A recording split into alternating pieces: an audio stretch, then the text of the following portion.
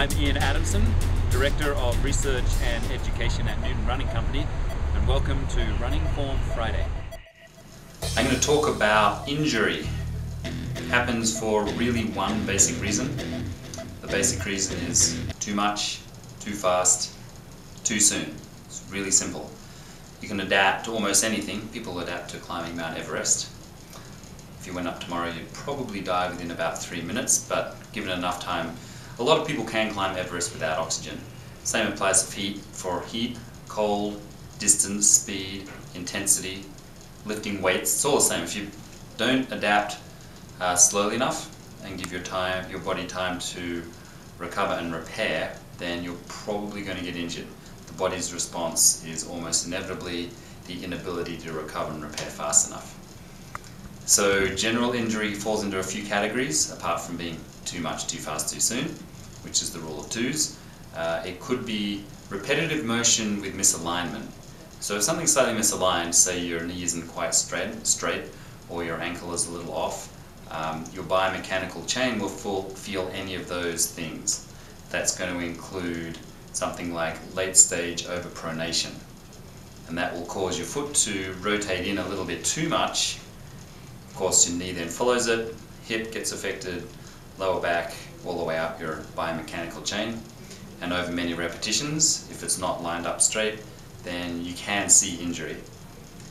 We also have the category of injury of something that is congenital, meaning if you're born with something that's not quite straight, or is too short or too long or too tight, then that can also affect you in a negative way ultimately. We do adapt, actually, we adapt to a lot of things. But outside of adaptation, if there is a bad misalignment, then you can't really adapt fully to it, simply because your structure, your bones and joints and the way they fit together, is unlikely to be able to accommodate any sort of misalignment for too long. Other things that can lead to injury, if you're running on a very soft surface, typical midsole for a regular running shoe is a good example. When you load it, it's extremely unlikely you're going to load your shoe evenly. Almost certainly going to be soft. Consequently, where you load the most, almost inevitably the first and second toes, you will tend to dive in at that point, which is a misalignment. So that misalignment with repetition causes injury. Idea, of course, is to get nice and level and stay level. No falling in or out. A lot of people get injured because they don't repair fully, and usually this is the case because they're not sleeping properly. If you don't sleep properly, it's unlikely you'll be able to fully recover and repair.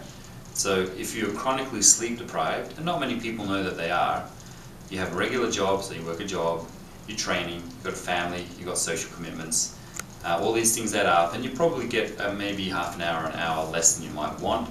That extra time is the thing that can make a huge difference in your recovery, repair, and then your predisposition to injury. If you're fully recovering and repairing properly, you're less likely to get injured. And this is what professionals do. So professionals are going to be eat, sleep, train, eat, sleep, train, eat, sleep, train, pretty much, race, take care of sponsors. But the reality is they sleep a lot, they repair a lot, they can put in a lot of intensity, a lot of speed, a lot of distance, and most of us, quite honestly, we can't do that. So sleep is a big one.